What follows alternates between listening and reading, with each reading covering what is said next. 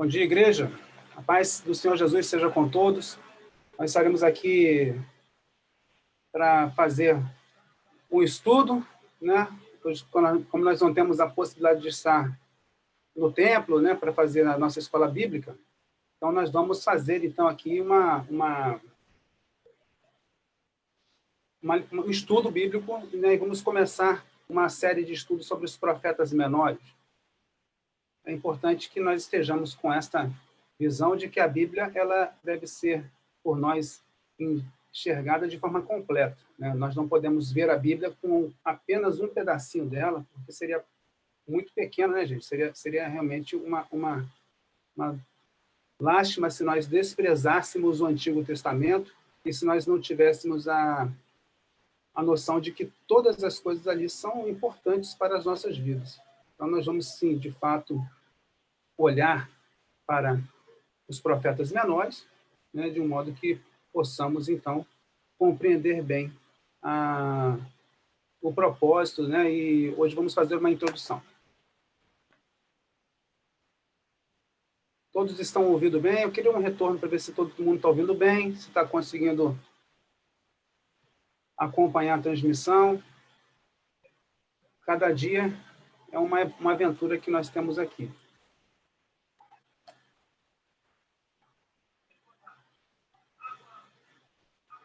Todos estão ouvindo?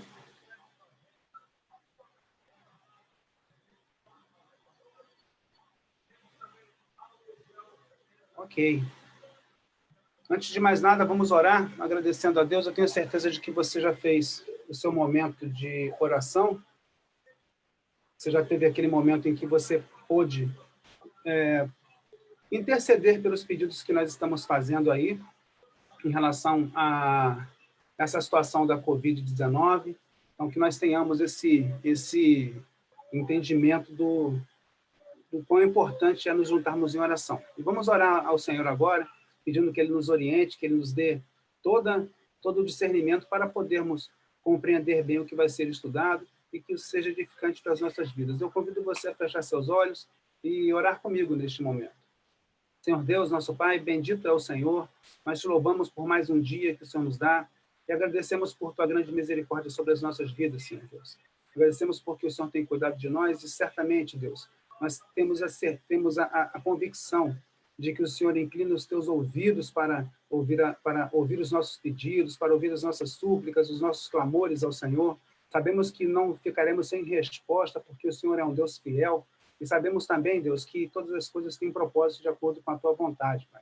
Então, Deus, nesse momento nós colocamos esse estudo aqui, que vamos fazer nas tuas mãos, que o Senhor conduza, que o Senhor abra as nossas mentes e corações de forma que nós possamos ser edificados por esse estudo. Ser com meus irmãos, Senhor Deus, da Igreja Batista em Carapebus, ser com suas famílias, Senhor Deus, em cada lar neste momento. E que nós possamos realmente aproveitar ao máximo este momento que aqui temos. Assim nós choramos e agradecemos em nome de Jesus. Amém e amém. Um domingo bonito desse, né, gente? Deixa eu ajeitar minha cadeira aqui. Domingo bonito desse, a gente tem um sol gostoso e a gente vai passar ao que importa, né? Nós temos aqui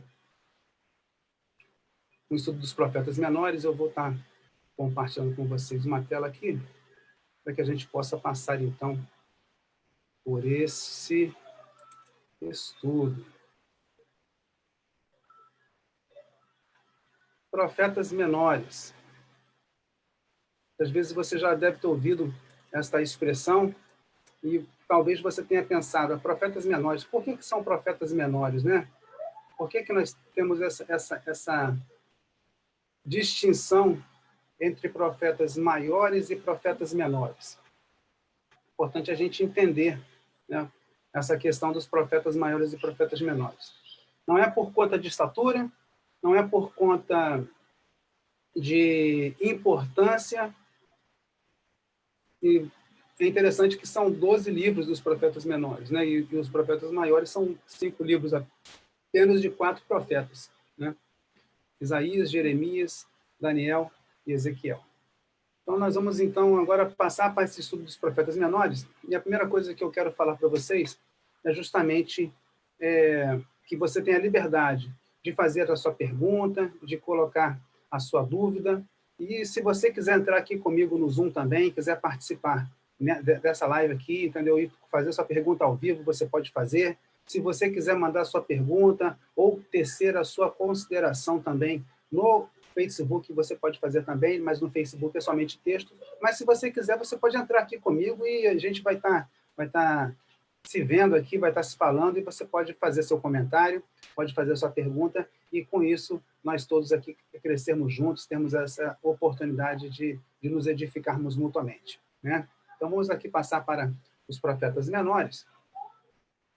E o texto de Hebreus, capítulo 1, os versículos 1 e 2, diz assim: havendo Deus outrora falado muitas vezes e de muitas maneiras aos pais, pelos profetas, nestes últimos dias nos falou pelo Filho.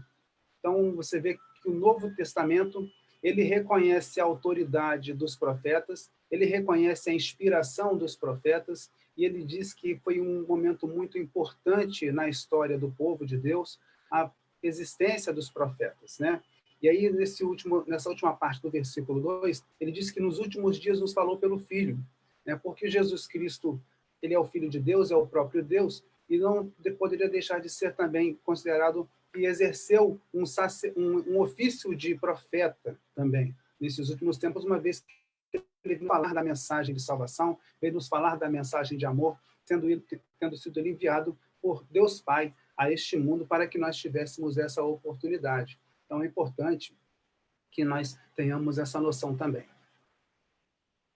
Nós temos aqui uma disposição dos livros do Antigo Testamento hebraico, e nós vemos que a Bíblia hebraica, na verdade, né, ela tem uma disposição um pouco diferente da nossa Bíblia cristã. Isso porque o Antigo Testamento ele é o mesmo para os cristãos e para o povo judeu. Mas existe uma pequena diferença na disposição. Então, nós vemos aqui, nesse momento aqui, que a lei, né, são os 5 primeiros livros, né, Gênesis, Êxodo, Levítico, Números, Deuteronômio, são os mesmos livros que nós temos na nossa Bíblia, né, e todos os livros também são os mesmos aqui, né? Aí tem aqui a lei, os profetas e os escritos. Então, os profetas, a divisão que eles fazem dos profetas é um pouco diferente da nossa. Você vê que os livros poéticos, aqui, Salmos, Provérbios e Jó, né, são livros poéticos na Bíblia hebraica.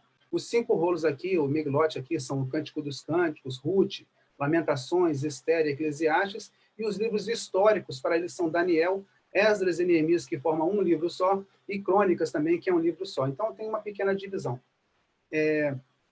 que é um pouco distinta da nossa divisão.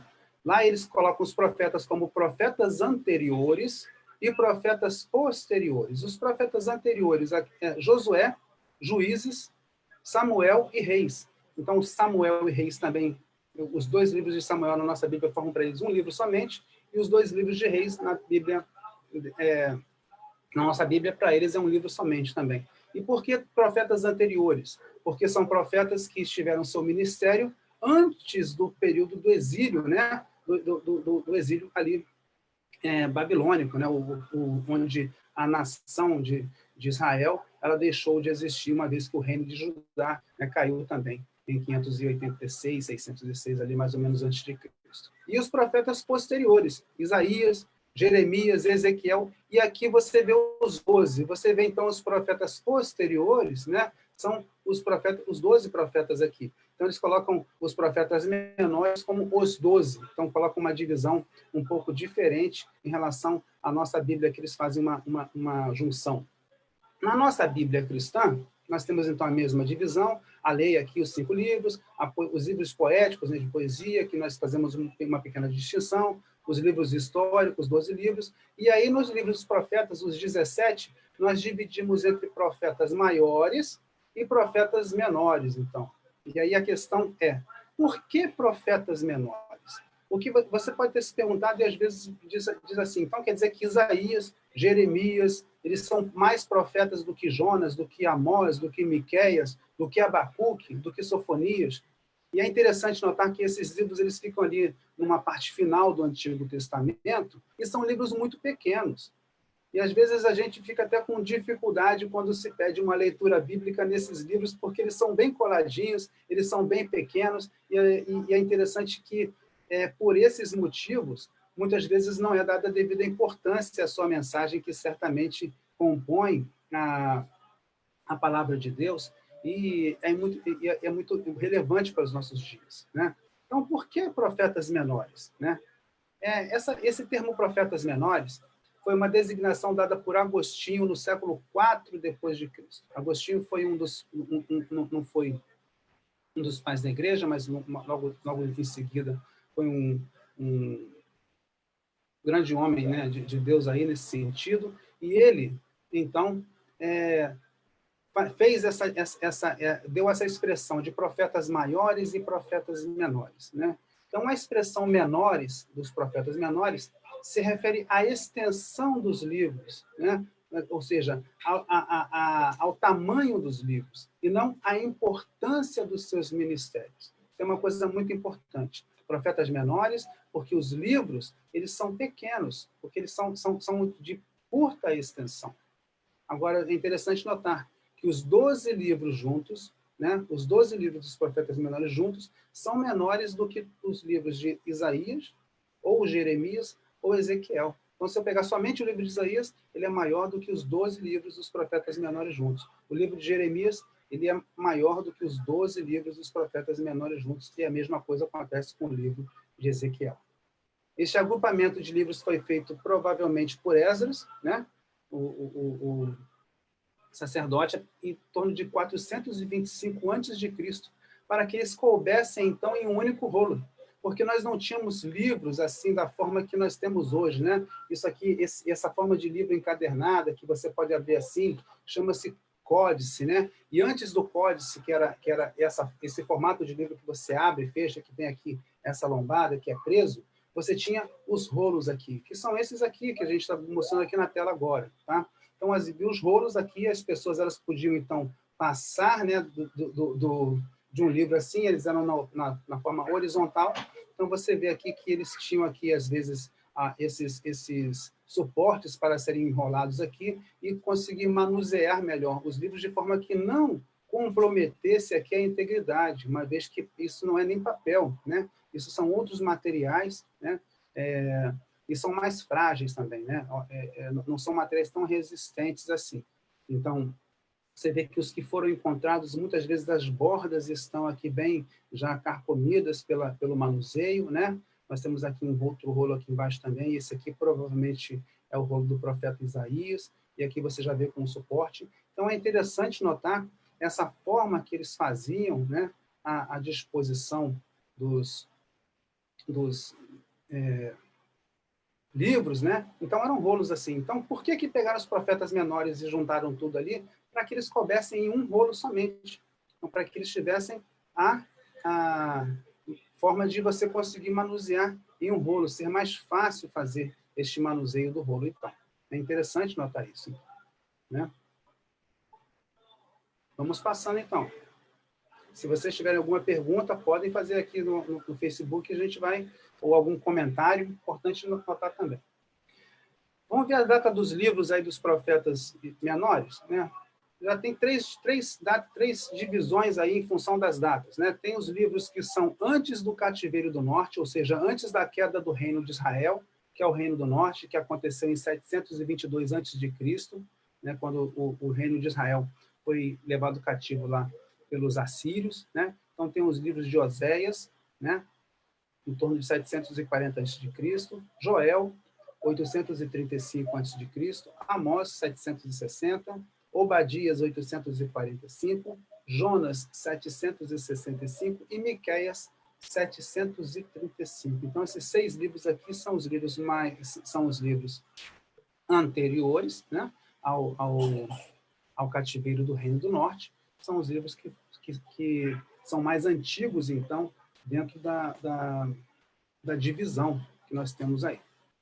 Logo depois, nós temos os livros que foram feitos antes do cativeiro do sul, né? E aí você vê lá, Naum, que foi em cerca de 710, Abacuque, em torno de 608, e Sofonias, 603.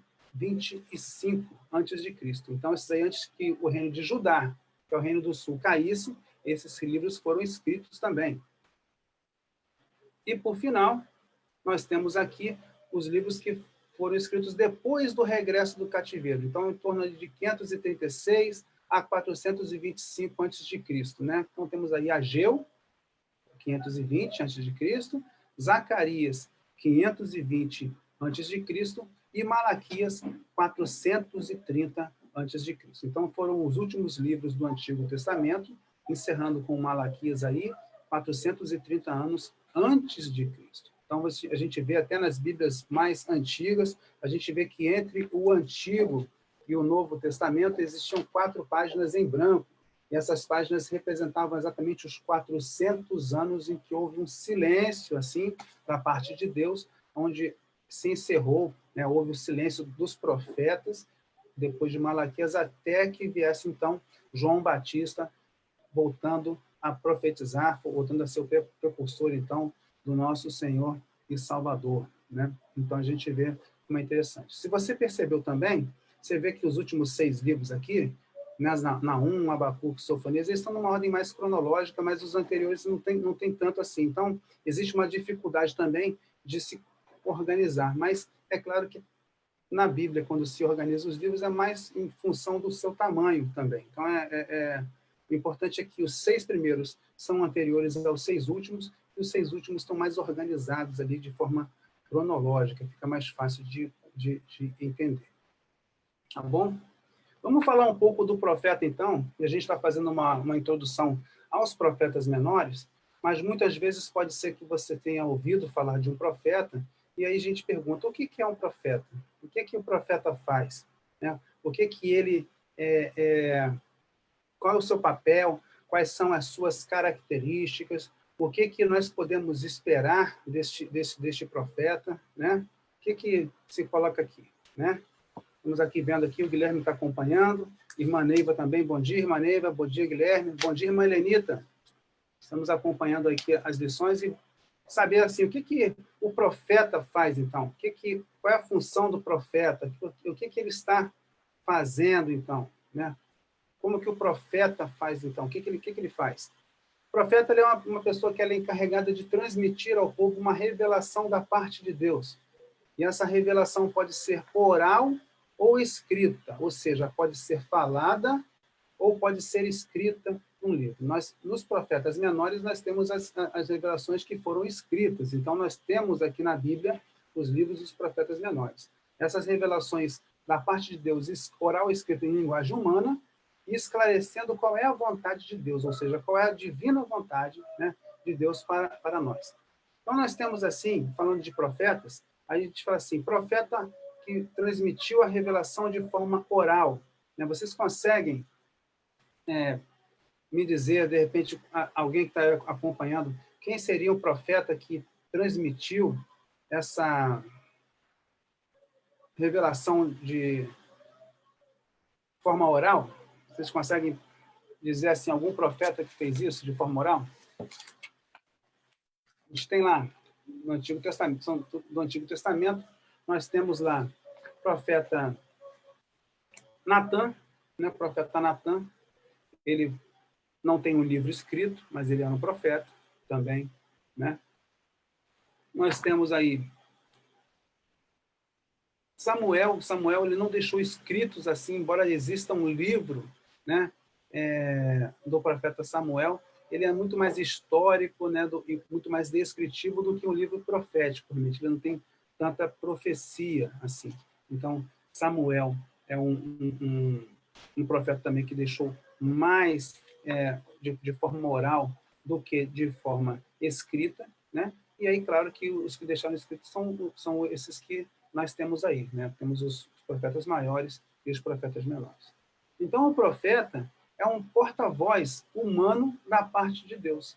É importante notar isso. O profeta ele tem a função de ser um porta-voz, de falar o que Deus deseja falar ao povo, uma vez que o povo não poderia ouvir a voz de Deus diretamente, né? Então, nós temos o primeiro profeta, assim, que vai dizer, embora a Bíblia coloque Abraão também como um profeta, uma vez que ele também falava face a face com Deus, ele tinha ali, né, aquela relação muito próxima com Deus.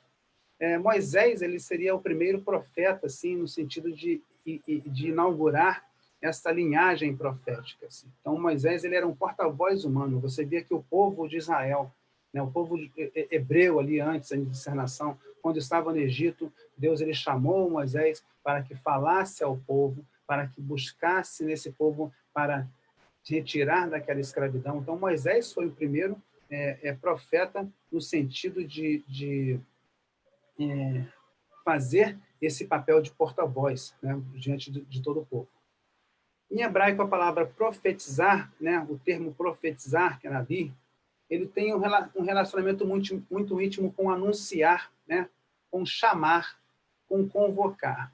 Então, o profetizar, ele demonstra que os profetas eles são chamados ou convocados por Deus para anunciar as suas palavras. Isso é uma coisa muito importante. O profeta, ele é um homem ou uma mulher convocado por Deus para transmitir a palavra, para transmitir a vontade de Deus para as pessoas. Isso é muito, muito interessante de a gente notar. Tá bom? Até aqui, alguma pergunta aqui? Deixa eu ver se alguém tem alguma pergunta. Érica também entrou agora. Bem-vinda, minha cunhada. Vamos lá. Vamos continuar aqui, então.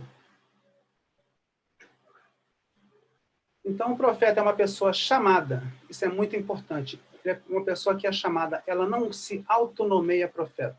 Tá? Existem muitas pessoas que dizem que são profetas e essa é uma característica principal do profeta. Ele é uma pessoa que foi chamada por Deus. Ele não se nomeou profeta. Ele não diz, eu sou profeta. Mas ele exerce, então, esse ofício, né? Uma vez que ele foi chamado para fazer. Mas ele não falou, a partir de hoje eu vou ser profeta. A partir de hoje, então, eu vou começar a profetizar. Vou começar a dar para as pessoas a minha opinião, as minhas interpretações das coisas, a minha mensagem. Mas não, ele foi chamado por Deus para cumprir o propósito de Deus para a vida dele. E não o que ele queria fazer. Tá? Então, nós vamos ver que tem aí no Antigo Testamento também profetizas, né? Então, eu coloquei uma pessoa chamada. Embora a maioria dos profetas seja homem, não quer dizer também que não existam profetisas, né? Não existam mulheres que também tenham exercido o ofício profético. Tá? Isso é muito importante de notar também. Então, o profeta é uma pessoa chamada, seja homem, seja mulher. Mas o importante é que ela não se nomeia, não se denomina profeta da sua própria vontade. Então, no Antigo Testamento, nós temos aí Miriam, irmã de Moisés, né? Débora, né, que também foi juíza de Israel, e Hulda, né? Hulda, ela é mencionada também lá no Novo Testamento, no Antigo Testamento, também uma profetisa que também é mencionada. E no Novo Testamento nós temos aí, de forma muito mais destacadas, filhas de Filipe Evangelista, né, que eram profetisas também, e o texto diz com certeza que elas eram profetisas. Então, o profeta é uma pessoa. Né? O ofício de profeta não está relacionado a um sexo, a um gênero. Né? É importante notar isso. Também é chamado o profeta homem de Deus, e sim por conta, né, de os livros, né, terem sido escritos, né, por homens, o que foi deixado escrito por homens, né, e pelo contexto histórico, né, e sociológico da época também, o papel do homem era muito mais preponderante, então o papel da mulher, e muitas vezes o profeta é chamado homem de Deus. Mas homem de Deus não tem a ver com o gênero, não tem a ver com o sexo do profeta. Tem a ver com o seu pertencimento, em primeiro lugar, a Deus. Ou seja, a vida que essa pessoa tem com Deus. Então, hoje em dia, nós falamos, fulano é um homem de Deus, fulana é uma mulher de Deus. Isso quer dizer que a pessoa ela tem pertencimento a Deus, ela entende, e as pessoas conseguem perceber que essa pessoa pertence a Deus, que tem comunhão, que tem relacionamento, então, com Deus. E por isso que o profeta também era chamado um homem de Deus. Obviamente que as profetisas poderiam ser chamadas mulheres de Deus também. O profeta também é chamado de vidente, né? E vidente não é no sentido de que muitas vezes tem a conotação hoje, uma pessoa que faz adivinhações, né, que faz feitiçaria, isso não é condizente com o ofício profético, isso não tem nada a ver com Deus, né, isso não tem nada a ver com profecia, tem que ser bem entendido. O vidente, que o profeta era chamado na Bíblia também, é porque ele não se iludia com a aparência externa das coisas, mas ele tinha visões especiais e revelações da parte de Deus. Então, ele via, né, com os olhos de Deus, ele via de uma forma diferente as situações. Por isso que também o profeta era chamado um vidente. Então, é importante notar isso. O vidente é no sentido de ele conseguir ver as coisas da parte de Deus. Tá bom? E aí, o que seriam as principais características do profeta, então? Primeiro, um chamado específico. Nós podemos notar que o profeta tem um chamado específico. Isso aconteceu lá com Moisés, e a gente vê isso lá em Êxodo, capítulo 3, né? Lá, né, é quando Moisés foi chamado, logo em Êxodo capítulo 3, de 1 a 4, a gente vê Moisés ali com um chamado bem específico de Deus. Eu vou ler para vocês aqui esse texto, então, né, de Moisés, em Êxodo capítulo 3, a gente vê aí como que Deus ele chamou de uma forma muito específica. Deixa eu abrir aqui o texto. Aqui. Se preparem, depois não funciona. Vamos então no vegetal, né? Na Bíblia vegetal mesmo. Êxodo capítulo 3, versículos 1 a 4, diz assim: apacentava Moisés o rebanho de Jetro, seu sogro, sacerdote de Midian, e levando o rebanho para o lado ocidental do deserto, chegou ao monte de Deus, a Horebe. Apareceu-lhe o anjo do Senhor numa chama de fogo no meio de uma sarça. Moisés olhou, e eis que a sarça ardia no fogo, e a sarça não se consumia. Então disse consigo mesmo: irei para lá e verei essa grande maravilha. Por que a sarça não se queima?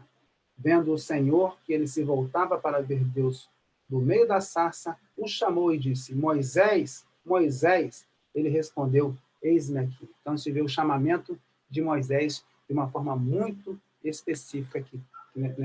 Quando você vê na Bíblia um chamado duplo assim, né?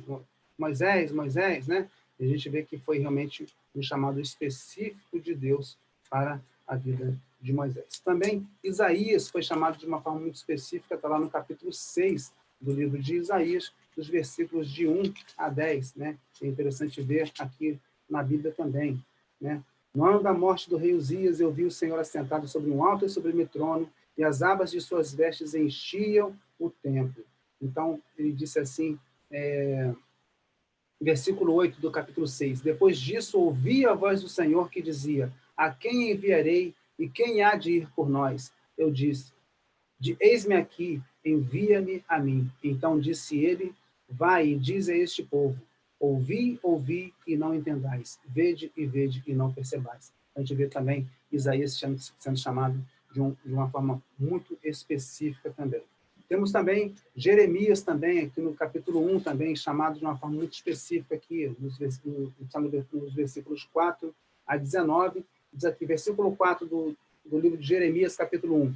A mim me veio, pois, a palavra do Senhor, dizendo: antes que eu te formasse no ventre materno, eu te conheci, e antes que saísses da madre, te consagrei e te constituí profeta às nações. Olha que coisa maravilhosa, ver assim o chamado de Jeremias, então, uma coisa muito interessante de notar. E também Ezequiel, você vê várias passagens aqui, desde o capítulo 1 até o capítulo 3, você vê aqui como que Ezequiel tem visões assim, interessantes, que mostram o chamado aqui. Capítulo 3, versículo 1, né? Ainda me disse: filho do homem, come o que achares, come este rolo, vai e fala à casa de Israel.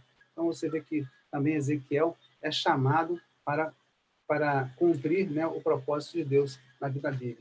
Oséias também, no capítulo 1, versículo 2, diz assim: quando pela primeira vez falou o Senhor, por intermédio de Oséias, então o Senhor lhe disse. Então, o Senhor falou por intermédio de Oséias. Então, não era Oséias falando o que ele queria falar.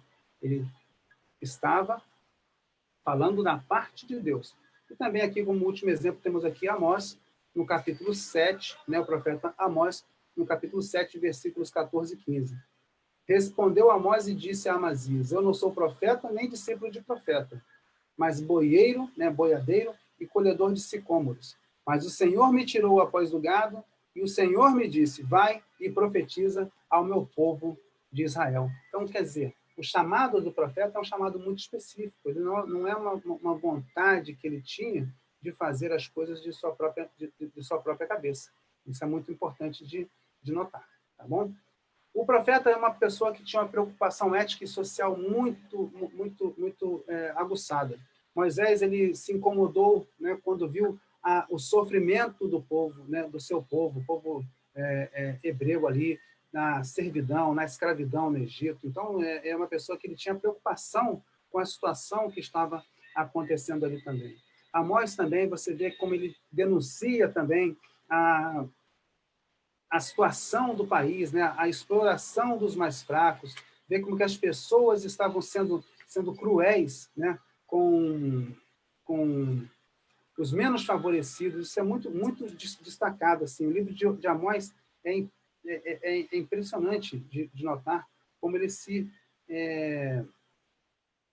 incomoda, né, com isso aqui. Amós capítulo 2, versículo 7. Suspiram pelo pó da terra sobre a cabeça dos pobres e pervertem o caminho dos mansos. Um homem e seu pai coabitam com a mesma jovem, assim profanam o meu santo nome. Então, quer dizer, as pessoas estão massacrando os menos favorecidos, as pessoas mais pobres, estão, assim, cometendo abominações diante de Deus, estão levando uma vida totalmente desconcertada, uma vida totalmente torta diante de Deus. E o profeta, ele tinha essa característica de se incomodar com essa situação, de não deixar que isso se tornasse, então, uma coisa normal para a sociedade. O profeta não vê com os olhos dele, ele vê com os olhos de Deus. Então, ele se incomoda com a desordem ética, com a desordem social. Isso nos aproxima muito dos profetas. Como é que nós, sendo servos de Deus, como é que nós, sendo cristãos, vamos olhar para toda essa desordem, para toda essa vida que as pessoas estão levando e achar que está tudo bem? Como é que nós vamos ver as pessoas explorando as outras e achar que está tudo bem? Como é que nós vamos ver as pessoas longe de Deus e achar que está tudo bem? Uma preocupação ética e social é característica da vida do profeta também. O profeta é uma pessoa que tinha uma característica de aconselhamento e confrontação também. Você vê Natan chega ao rei, Natan chega a Davi, que era o rei, e confronta Davi pelo pecado que ele tinha cometido. Nós vimos isso na série de pregações do Salmo 51. Natan, ele chega e ele confronta a Davi pelo pecado. Ele não se importa se naquele momento ele poderia perder a vida dele, se ele poderia ser preso, se ele poderia sofrer algum prejuízo, mas ele estava preocupado em cumprir o chamado, em cumprir a missão, em cumprir o propósito de Deus quando foi comissionado um profeta, né? Isaías também denunciava também, confrontava também, né, as situações, por ocasião ali que Ezequias mostra todo o tesouro, todas as riquezas, né, para os emissários da Babilônia. Ele fala para Ezequias: ao teu reino agora, né, ele vai ser perdido, isso aí tudo vai ser levado, vai ser saqueado, né? Então ele não tem medo de falar. Eliseu também, quando se colocava Eliseu, também Elias, quando eles se colocavam diante de Acabe ali, eles confrontavam o mau procedimento, confrontavam aquele comportamento reprovável que ele tinha. É muito característico de um profeta também, o aconselhamento e a confrontação que eles tinham papel também de fazer. Uma outra característica do profeta é a sua pregação. A pregação do profeta tanto é uma proclamação da palavra de Deus, quanto também uma predição. Né? Ele prevê também as coisas. É interessante notar isso. Muitas vezes, quando se fala de profeta, é como se ele fosse, vamos ter um dom de profecia, ter um dom de profetizar, e é como se só tivesse, então, uma visão lá na frente, uma visão de futuro. Mas o profeta nem sempre ele estava colocando para o futuro. Ele estava dando advertências e encorajamentos sobre o presente e o futuro. E aí, muitas vezes, ele, sim, como recebia da parte de Deus as revelações, como recebia essa mensagem, ele poderia falar de coisas que iriam acontecer muito tempo antes. Mas eu tenho certeza de que muitas vezes ele nem tinha essa noção, nem tinha essa consciência. Quando a gente lê Isaías 53, ele está prevendo ali a vinda do servo sofredor, do Messias. Ele talvez não tivesse consciência de que estivesse escrevendo, que estivesse, né, deixando registrado para nós a vinda de Jesus, mas ele escreveu o que Deus colocou para ele ali. E foi interessante que o povo não conseguiu entender, né, que ele falava do Messias e que ele deveria vir daquela forma. Estava esperando um Messias vitorioso, um Messias guerreiro, um Messias que subjugasse todos os inimigos ali. Mas o Messias veio para subjugar o nosso pior inimigo, que é o pecado. Então é interessante notar essa questão do ministério, da pregação que os profetas que fazem, né? Ou faziam, a proclamação e a predição. É a predição muito centrada numa vida de santidade, numa vida de correção, em função da visão da ira vindoura da parte de Deus. Hoje as pessoas falam muito, Deus é amor, Deus é amor, Deus é amor, mas esquecem do Deus que é justiça. Esquecem que a humanidade, pela sua natureza caída, a única coisa que poderia vir sobre nós seria a ira, a justa ira de Deus. E às vezes a humanidade esquece isso. E que quando chegar a plenitude dos tempos, quando chegar o final de todas as coisas, quando o Senhor Jesus voltar, ele volta não mais como um advogado, não mais como um intercessor, mas volta como um juiz para julgar todas as pessoas. Vivos e mortos serão julgados, todos virão a julgamento. E aí sim, aqueles que estiverem achados fora do regaço, né, de Deus, sobre eles somente haverá a ira de Deus. E a ira de Deus é uma separação, uma morte eterna, é a separação eterna de Deus, é viver durante toda a eternidade longe, afastado, privado da presença de Deus. Isso é muito cruel, isso é muito forte, isso é muito profundo para que nós também pensemos também. Né? Se tem alguma pergunta aqui? Não há nenhuma pergunta. Se vocês tiverem alguma pergunta, alguma colocação, por favor, podem colocar. Janaína também já chegou, né, Janaína? Seja bem-vinda também. Né? Se tiver alguma pergunta, alguma colocação, pode colocar também para a gente aqui, tá bom? E vemos aqui que o profeta é um representante do povo perante Deus. Ele representa, então, o povo perante Deus. Ele é um intercessor. Ele é uma pessoa que está preocupada, então, em estar orando também diante de Deus por este povo, por essa situação, pelo contexto em que ele está vivendo. O profeta, ele não é uma pessoa alienada do seu tempo. Ele não é uma pessoa que está num outro patamar, num outro nível, né? Ele não se exalta pela sua característica, pelo seu chamado, pela sua missão, mas ele se coloca como um representante do povo perante Deus. Quantas vezes Moisés intercedeu diante de Deus por aquele povo que era cruelmente devasso, por aquele povo que era rebelde, por aquele povo que era desobediente, mas ele, como profeta, ele se colocava diante de Deus. É interessante notar também que, muitas vezes, o profeta ele não pode interceder pelo povo, uma vez que ele está cumprindo a vontade de Deus. Isso nós vemos aqui no livro de Jeremias, no capítulo 7, no versículo 16. Jeremias 7, versículo 16, diz assim, Deus falando para Jeremias, tu, pois, não intercedas por este povo, nem levantes por ele clamor ou oração, nem me importunes, porque eu não te ouvirei. E Deus pergunta para ele, versículo 17, acaso não vês tu o que andam fazendo nas cidades de Judá e nas ruas de Jerusalém? Então, olha só como aqui também o profeta ele se coloca numa situação em que ele tem que obedecer a Deus completamente, ele não pode escolher obedecer a Deus parcialmente. E nesse caso aqui, Jeremias ele foi impedido de orar, de interceder pelo povo. E aí nós vemos a alcunha de Jeremias, que é o profeta chorão, pela sua tristeza, pelo seu desgosto em ver a situação daquele povo, a situação espiritual daquele povo diante de Deus, um povo que era realmente rebelde, um povo que era de dura cerviz, um povo cabeça dura realmente, que não queria se voltar para Deus, e aí Deus fala, não interceda por este povo, porque eu não vou te ouvir. Olha que coisa impressionante, e ver que Jeremias se mantém, então, fiel ao seu chamado, ele continua ali cumprindo o comissionamento que Deus deu para ele, mesmo com esse conflito, que certamente foi um conflito que Jeremias viveu em sua vida. Uma outra coisa também importante é a fidelidade à palavra de Deus. O profeta ele se preocupa em, primeiramente, ser fiel ao que Deus está falando. O profeta não modifica a palavra, não modifica a mensagem em função de o público, né, o destinatário dessa mensagem, gostar ou não do que ele está falando. Mas ele fala exatamente o que Deus mandou que ele falasse. E muitas vezes você vai ver aqui na palavra, quando o profeta aqui fala, ele diz assim, assim diz o Senhor. Né? Eu, quando li Ezequiel pela primeira vez, eu fiquei muito maravilhado com o livro de Ezequiel. É um livro fantástico, realmente.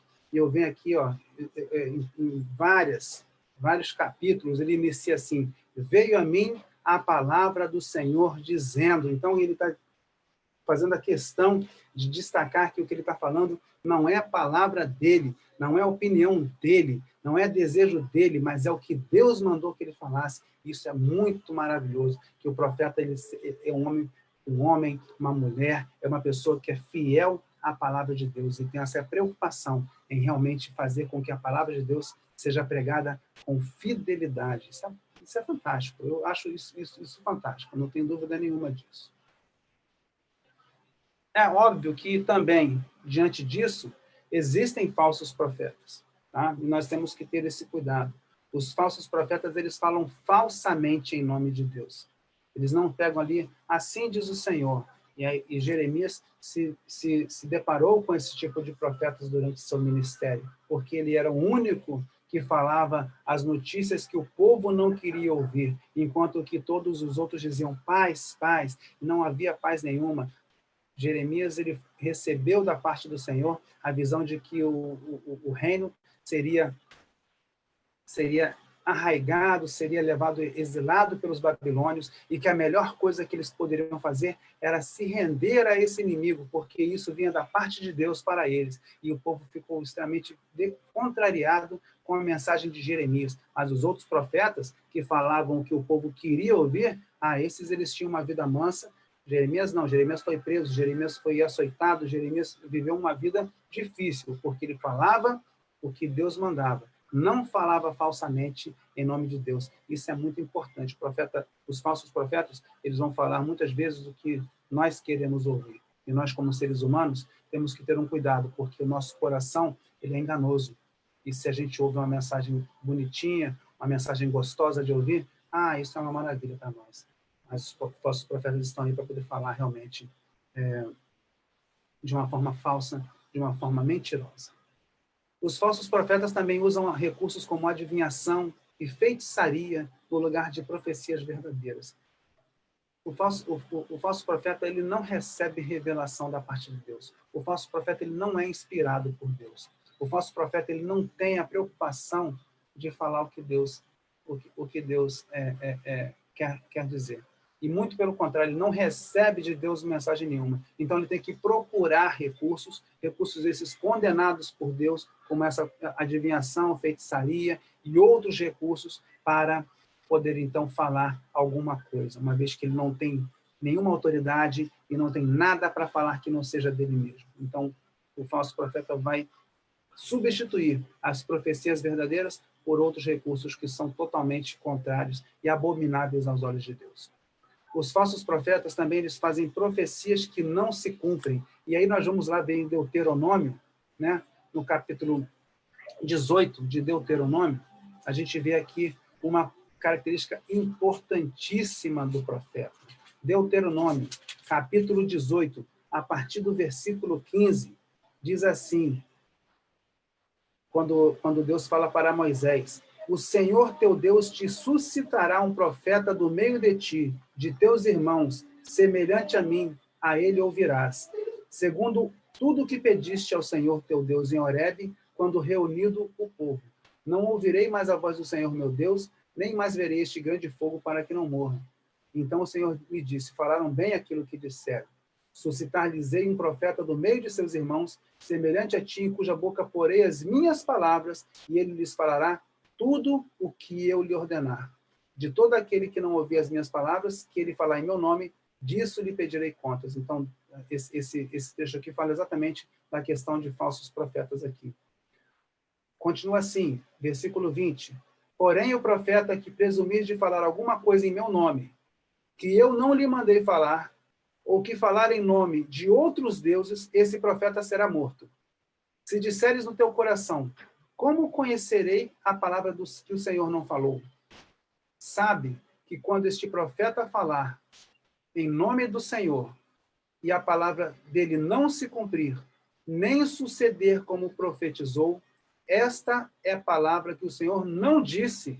Com soberba a falou o tal profeta. Não tenhas temor dele. Então, o profeta verdadeiro fala de coisas que se cumprem, porque são coisas da parte de Deus, são revelações da parte de Deus, não são opiniões que ele acha que vai acontecer. As profecias podem ter até um pouco de incerteza e não serem tão exatas em momentos, em datas e tudo mais. Mas elas certamente se cumprem. No Novo Testamento, houve um profeta chamado Ágabo, que ele previu que haveria grande fome durante aquele tempo ali. Ele não disse quando e em que região, mas disse que haveria grande fome. E o que aconteceu, de fato, nos anos seguintes, foi que houve uma grande fome, realmente, houve uma grande necessidade, de modo que os cristãos de Jerusalém careceram das ofertas levantadas pelas igrejas da Ásia Menor e que Paulo se encarregou de fazer, então, essa coleta, porque Ágabo havia previsto que haveria uma grande fome. E isso se cumpriu, então, ali. E os crentes de Jerusalém passaram por essa dificuldade. Falsos profetas fazem profecias que não se cumprem. No século XX, no século XIX, houve profetas que falaram coisas assim que, vai acontecer isso, e a profecia mais clara, o Senhor Jesus vai voltar em tal data. Se o Senhor Jesus, quando veio ao mundo, ele sendo Deus, ele disse que somente ao Pai era permitido saber tais coisas, como é que uma pessoa de carne e osso, como nós, que não tem a natureza divina, poderia, então, revelar a data da volta do Senhor Jesus ou outras coisas com tanta precisão? Nós precisamos ter os nossos ouvidos atentos e a nossa atenção concentrada no que acontece. Uma outra característica de falsos profetas é o tipo de vida que eles levam.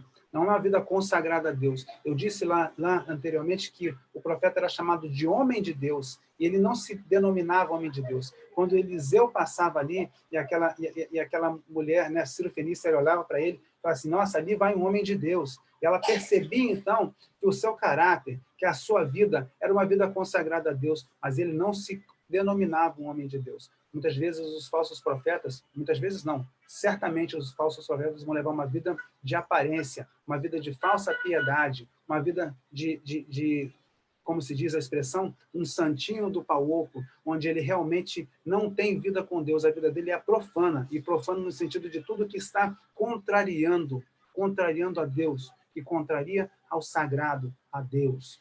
E a palavra dele não se fundamenta na revelação de Deus. A palavra dele se fundamenta em experiências, em entendimento, em sabedoria humana. Olha só como que o falso profeta ele consegue arrastar multidões em função da sua eloquência, em função da sua desenvoltura em falar, e falar bem, mas ele fala de coisas que não são condizentes com a palavra de Deus. Isso é o mais importante. Tudo que nós precisamos saber está aqui. Foi falado pelos profetas. Os profetas, mesmo que seja um profeta moderno, ele vai falar com base na palavra de Deus. Ele não vai falar com base no que ele acha ou no que ele pensa. Isso é uma coisa muito importante de a gente notar. E precisa ser de fato, visto a cada dia. Tá bom? E para que a gente possa encerrar, então, ficam algumas advertências em relação aos profetas. Primeiro, um cuidado extremo com mensagens de paz e de prosperidade. Um cuidado muito forte com essas mensagens. Pessoas que estão sempre falando que tudo vai bem, que tudo vai tranquilo, que a vida vai ser próspera. Muito cuidado com essas mensagens. Temos que ter a noção de que as coisas acontecem e que nós, como servos de Deus, não estamos imunes a passar pelas dificuldades, a passar pelas aflições, porque o próprio Senhor Jesus disse que no mundo nós passaremos por aflições. Então, falsos profetas, eles vão vir. Não estou dizendo que não haverá paz e não haverá prosperidade. Não estou dizendo isso. Estou dizendo que nós temos que ter o cuidado para examinar as mensagens. Outra coisa também é que profetas, né? Hoje nós temos várias categorias de homens aí, profetas, apóstolos e muitos homens aí, eles fazem sinais, fazem maravilhas, né? Demonstram, né, coisas espetaculares, mas nenhuma dessas demonstrações vai substituir a sã doutrina que é a palavra de Deus. Então, nada do que seja mostrado, nada do que seja visto com os olhos. Vamos lembrar de Tomé. Tomé, ele estava ali e o pessoal falou, Senhor, ele ressuscitou. Ah, mas eu só acredito quando eu vir com os meus olhos, quando eu colocar a minha mão do seu lado e tocar, né, nas suas chagas ali. E olha só, ele não precisava ter visto, é importante que ele cresce somente. Então, muitas vezes nós, seres humanos, somos levados a ter a comprovação através de milagres, através de coisas que não vão substituir o que a palavra de Deus nos diz.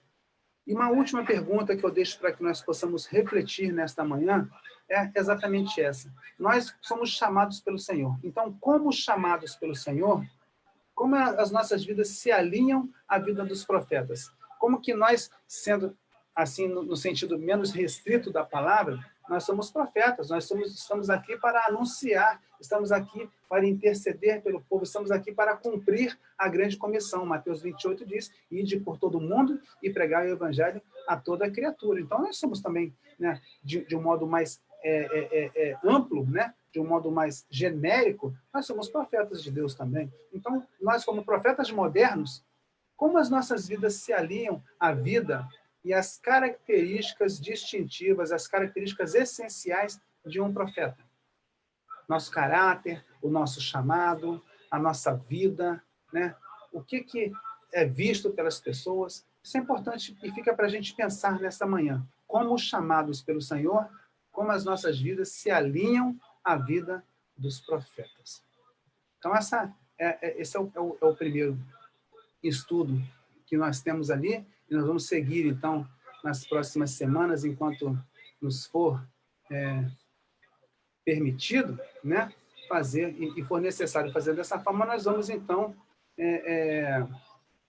estudar, né, sobre os profetas menores. E são livros que muitas vezes são relegados a segundo plano. Eu não sei quanto tempo você já leu os profetas menores, não sei se você tem esse hábito, mas eu te digo com certeza que é um tesouro que às vezes está ali relegado a segundo plano. Eu estou pegando aqui a Bíblia aqui e olhando aqui para os profetas menores aqui. Começa aqui em Oséias e vai até Malaquias. E se olhar para a Bíblia aqui, eu pegando a minha Bíblia aqui, ó, veja bem, essa aqui é a Bíblia, né, inteira. Olha aqui os profetas menores.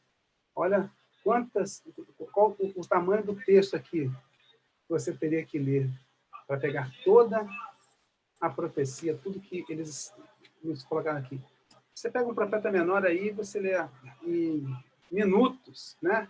Se você quiser ler, se você quiser apreciar, né, com todo cuidado, olhar, degustar, né? Você vai demorar um pouquinho mais de tempo. Mas é uma leitura fantástica. São livros extremamente atuais em função do que nós vivemos no nosso país, em função do que nós vivemos no nosso mundo. Isso chama muito atenção, porque são livros escritos há 3.000 anos atrás, né? Eu coloquei 2.400 anos antes de Cristo, estamos em 2020, 2.400, o mais recente, e você vê que tem 700 aí, então de 2.700, 2.800 anos atrás, e a mensagem atual, a mensagem ela fala de coisas que nós estamos vivendo nos dias de hoje. Então, por que não se deter a esse segmento dos livros que é tão importante? Na próxima semana nós vamos falar um pouco do contexto histórico, então, do tempo dos profetas menores, e em seguida nós vamos entrar, então, nos livros, né, que compõem essa parte tão importante e tão abençoadora da palavra de Deus para as nossas vidas. Então, vamos estudar, né? Vamos procurar ler, né? Os livros aqui,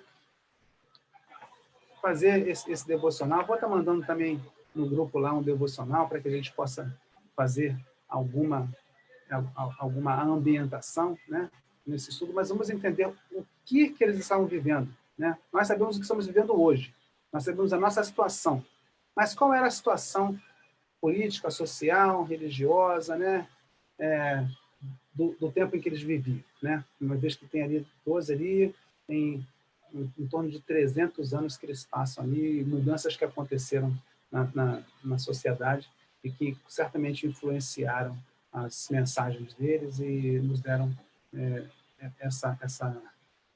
esse tesouro para nós aqui. Vamos estudar, então, na próxima semana, o contexto histórico ali, social do tempo dos profetas menores, né? Nós vamos orar mais uma vez e eu convido você a fechar os olhos e me acompanhar nesse momento de oração. Pai eterno, maravilhoso Pai, Deus bendito, nós te louvamos por mais uma oportunidade que temos aqui de estudarmos a Tua Palavra, de entendermos, Senhor Deus, este ofício tão importante que é o ofício dos profetas e iniciarmos este estudo aqui dos profetas menores. Pai, nós pedimos que o Senhor nos abençoe, que o Senhor nos dê discernimento e nos permita entender da melhor forma que possamos ser edificados, Senhor Deus, por esses estudos, ao entender e buscar mais este trecho tão importante da mensagem do Senhor. Ser conosco, Senhor Deus, abençoa o nosso dia, abençoa nossas famílias, abençoa cada pessoa que pôde acompanhar, que se propôs a acompanhar esse estudo introdutório, que nós possamos, nas próximas semanas, contar com mais e mais pessoas, de forma que sejamos aqui edificados, sejamos instruídos.